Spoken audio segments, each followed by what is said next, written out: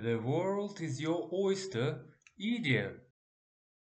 This idiom is often used to encourage someone, particularly a young person starting out, by emphasizing the range of possibilities available to them.